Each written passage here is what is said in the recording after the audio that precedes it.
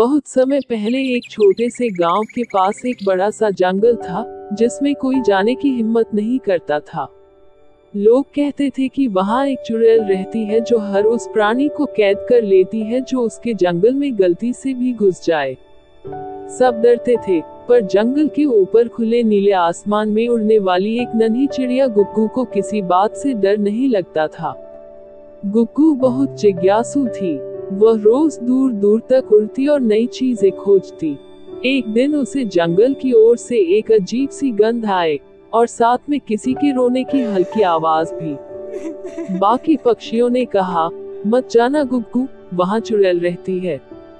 लेकिन गुग्गू ने सोचा, अगर कोई मुसीबत में है तो मदद करना मेरा फर्ज है।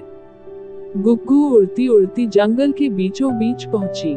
वहाँ एक पुराना सा टूटा फूटा घर था और उसके सामने एक बुढ़िया बैठी थी, जो दिखने में डरावनी तो जरूर लग रही थी, लेकिन उसकी आंखों में आंसू थे। यही वह चुड़ैल थी जिससे सब डरते थे। गुग्गू ने हिम्मत करके पूछा, तुम रो क्यों रही हो? चुड़ैल ने पहली बार किसी प्राणी को अपने पास बिना डरे देखा। उसने कहा, मैं सच में चुड़ैल नहीं हूँ। लोग मुझसे डरते हैं क्योंकि मेरा चेहरा डरावना है, लेकिन मैं कभी किसी को नुकसान नहीं पहुंचाना चाहती। बहुत सालों से अकेली हूँ, कोई बात करने वाला नहीं।